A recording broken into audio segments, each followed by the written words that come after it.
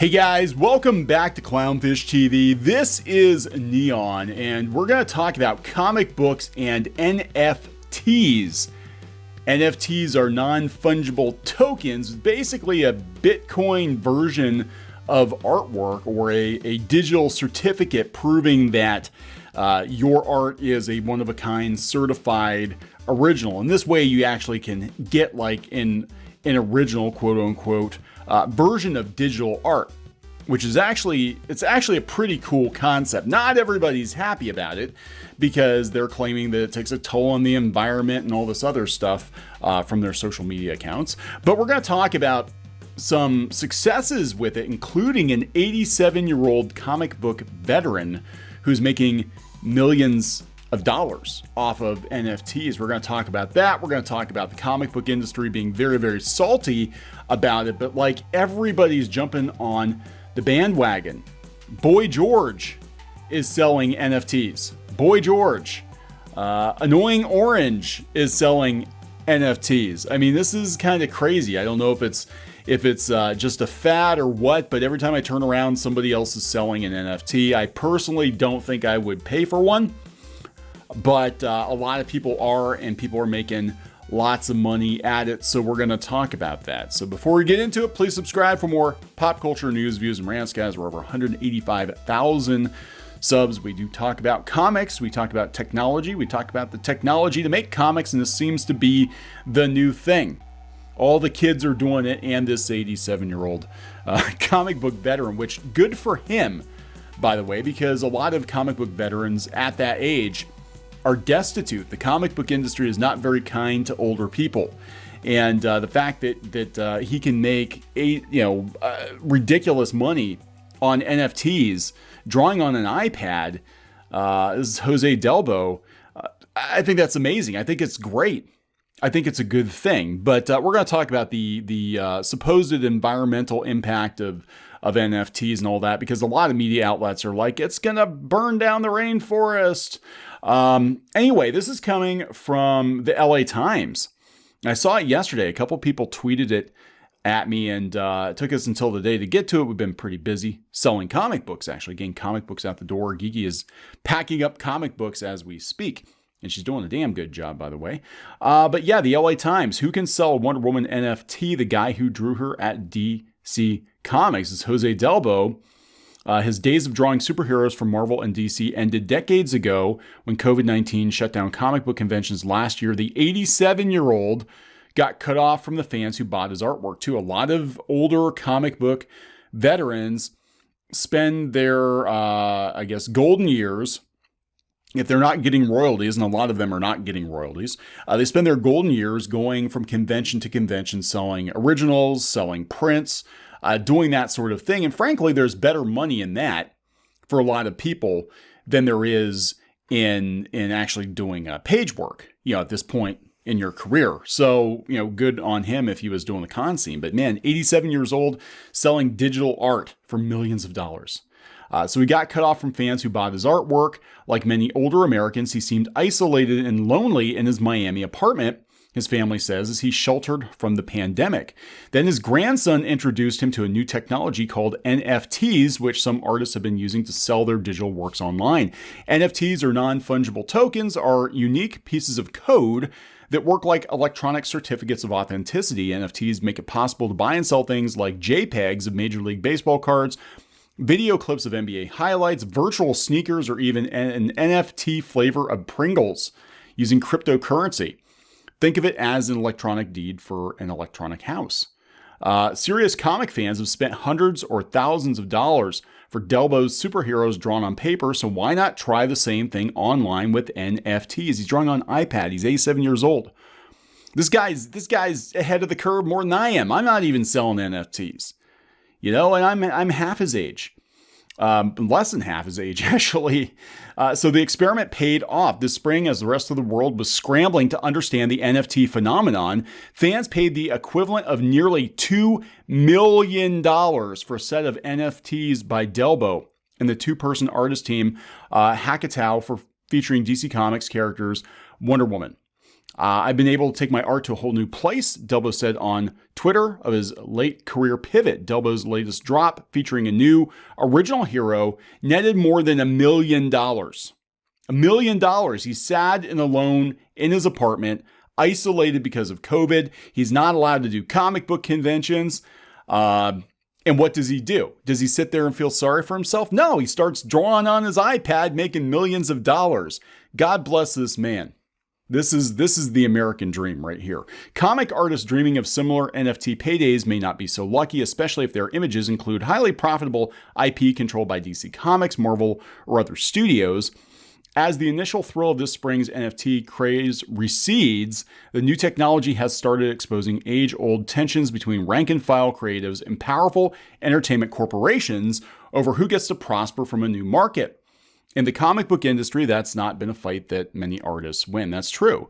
Shortly after Delbo's sale, DC, which, like Marvel, long has allowed artists to sell original ink and paper drawings, sent a notice to artists forbidding the minting of NFTs with DC characters.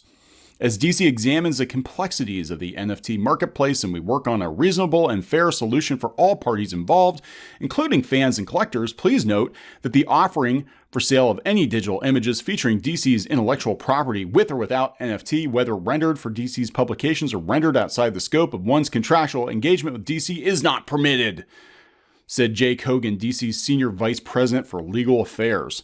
Marvel sent a similar notice after artists auctioned off NFTs of their original artwork of Marvel characters. The warnings landed heavily in an industry where crossing Marvel or DC can hobble an artist's ability to work on high-profile projects that don't work for Marvel or DC. Don't work for Marvel or DC. There's more money to be made making your own comics with your own characters, or working for indies that pay better. Don't work for Marvel or DC. Boss Logic canceled an NFT drop for art themed on the movie of Zack Snyder's Justice League after DC became concerned that NFT projects have made substantial revenues without permission or consideration for studio IP.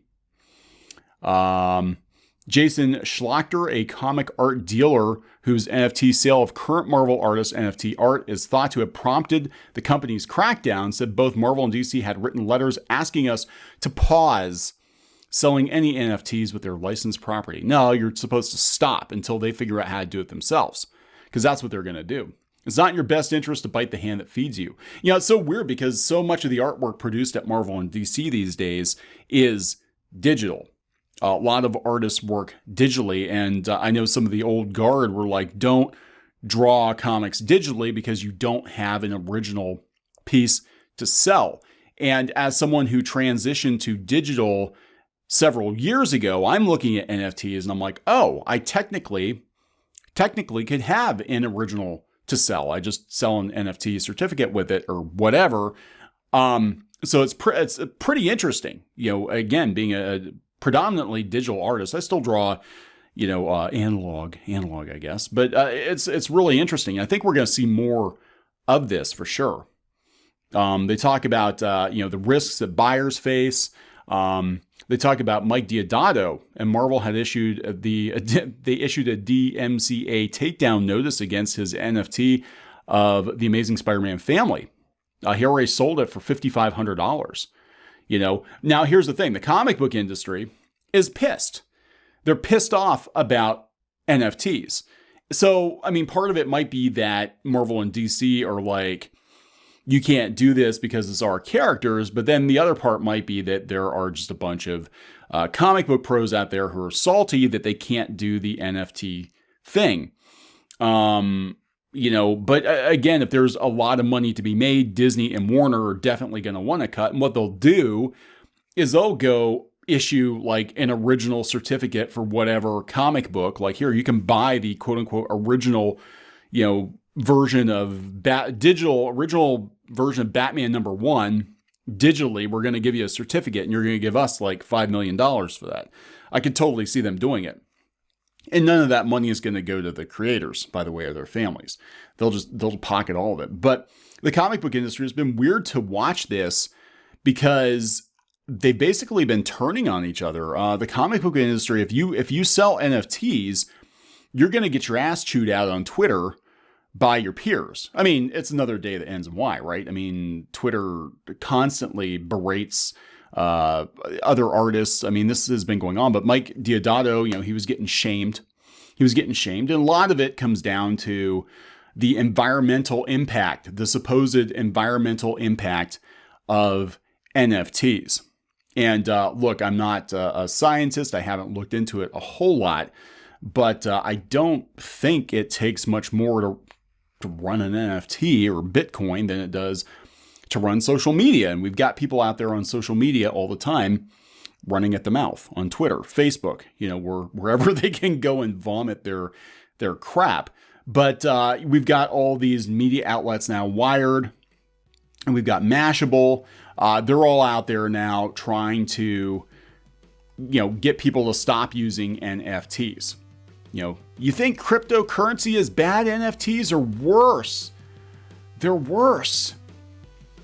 Here we've got somebody from Twitter, to anybody wondering why we're telling all creators on this site to block NFT related accounts right now, think of NFT Twitter replies telling bots to tokenize your content as the I want this on a t-shirt thing, but millions of times worse for you and the environment. It's run on Ethereum. It sounds like something is made up, doesn't it? It sounds like something from like He-Man or something. But apparently it uses a lot of juice to create these things. And then there's always the art theft aspect, which I've heard about people going around and trying to tokenize other people's artwork. I mean, that has been a thing for quite a while. I mean, honestly, I think a lot of the outrage, personal opinion, I'd have to look into it more, but I think a lot of the outrage is celebrities and more notable artists can command big bucks for NFTs and I cannot. Well, first you become Boy George, and then you can go sell your NFTs for as much as you want to. That's what you got to do. You got to become Boy George first, or maybe the Annoying Orange. Good on Mr. Delbo for, at 87 years old, being able to make millions of dollars off of his work. I think it's phenomenal during a pandemic. Absolutely incredible. Good on him for that. It's going to be interesting to watch how this develops. Gonna wrap it up. Please subscribe for more pop culture, news, views, and rants, guys, and we will talk later.